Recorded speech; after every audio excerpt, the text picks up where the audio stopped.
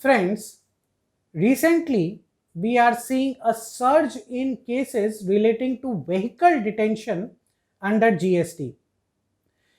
Well, in the budget also, a lot of amendments have been made in penal provisions as far as vehicle detentions and e-way bills are concerned.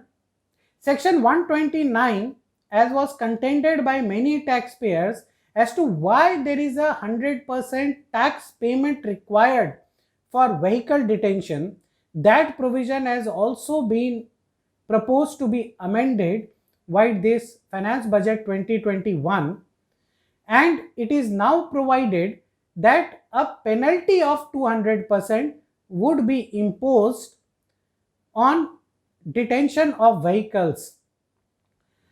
Friends, in this respect, it is understood that the transportation under GST would be more stricter going forward. However, there are various court judgments wherein the high courts have held in various cases in favor of the assessees.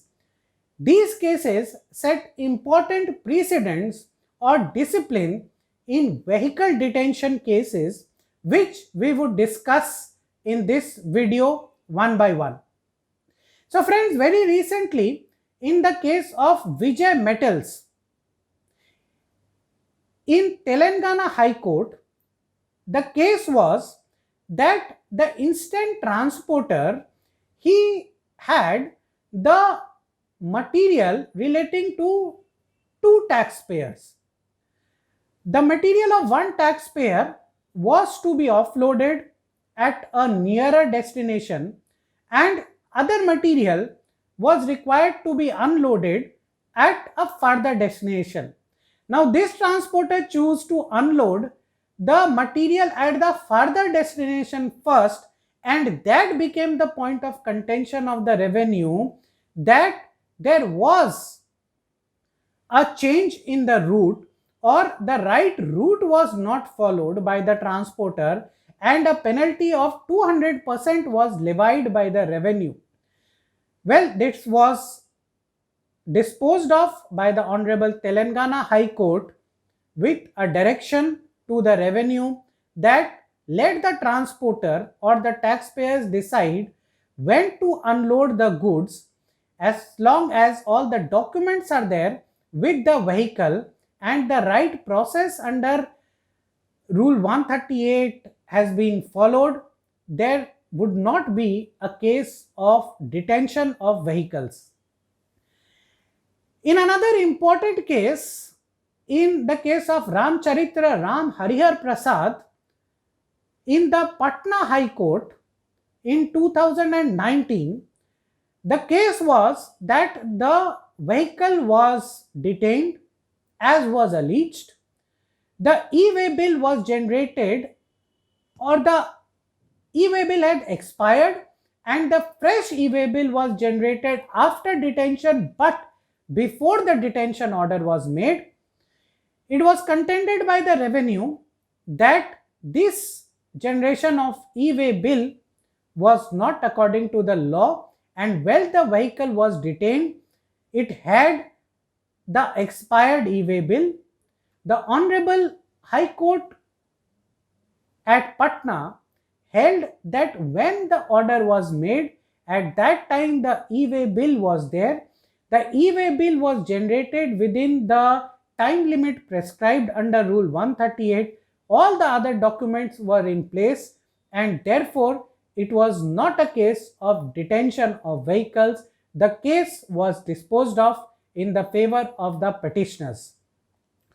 In another interesting case, in the case of P.H. Mohammed Kunju, the matter was that the vehicle was returning carrying the goods from the job worker's premise.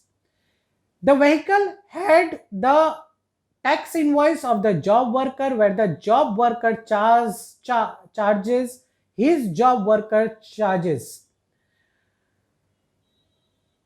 The delivery challans for the material were there, but the e-way bill was generated on this tax invoice of the job worker. The vehicle was detained, arguing that the value in the job worker tax invoice was much less than the value of the goods. The matter was disposed of the appellants. Another very important case disposed of in favor of the appellants by the Tripura High Court in the case of Gopi Krishna Infrastructure. In this case, the matter was that the e-way bill had expired, and unlike the earlier case which we discussed, at the time of making the detention order also, the e-way bill still was expired. It was held by the Tripura High Court that these are COVID-19 pandemic situations and the e-way bill could not be generated due to such a pandemic situation. It was callous on the part of the taxpayer not to generate the e-way bill in time. However, a penalty of 200% was not warranted in the instant case. A general penalty of 10,000 rupees could be levied in the instant case. It is a very important judgment by the Tripura High Court, and this can be used as a shelter in important cases of vehicle detention. Again, in the case of Sri Rama Steels, the ship to location was wrongly put in the waybill due to a sale in transit which had happened. The High Court of Telangana in this judgment has held that sale in transit is a normal business practice, and just because the ship to location or the new ship to location were not updated in the waybill, it cannot be taken as a ground for charging 200% penalty. The matter was disposed of in favor of the writ petitioners. Another very important case wherein there is a circular also that for minor mistakes the vehicle should not be detained. In this case, there was no minor mistake also. It was a, I would say, artificial case which was thought of by certain mobile squad in the case of device distributors, wherein the instant vehicle had two invoices of the same taxpayer, and these two invoices were not in serial order. It was the argument of the revenue that since the invoices were not in serial order, naturally there was some invoice number in between where tax was evaded. The Honorable High Court of Kerala held that first of all, the vehicle had all the documents required under the relevant provisions of the GST law to be carried along with the vehicle. Second, even if the contention of the revenue was to be taken, the alleged evasion was for an invoice which was not a matter of contention in the current case. Therefore, this contention of the revenue was set aside and the matter was disposed of in favor of the petitioners. Again, in an important judgment by an appellate authority in the case of LG Electronics, the case was that the e-way bill had the wrong vehicle number. The contention of the taxpayer that the wrong vehicle number was inserted due to a last minute change of the vehicle was accepted by the appellate authority, and the matter was disposed of the appellant. Where there are few important cases on matters which we are witnessing as far as valuation is concerned. However, the matters is not of valuation, but the matter is made by the mobile squads in case of detention of the vehicles.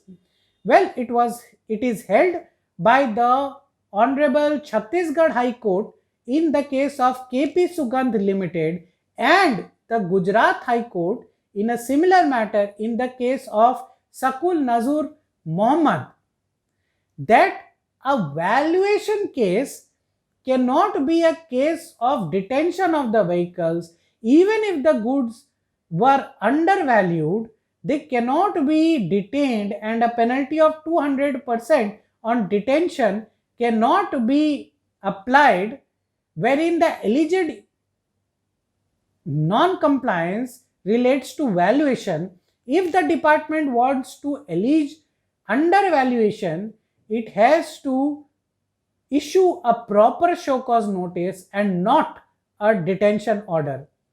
So friends, in these various cases of various high courts, it is seen that in these cases precedents have been set, which on the one hand can be taken as a shelter by various taxpayers. However, on the other hand, it is also prayed before the revenue that such precedents should be taken care of by the mobile squad, and detention of vehicles on such grounds should be avoided.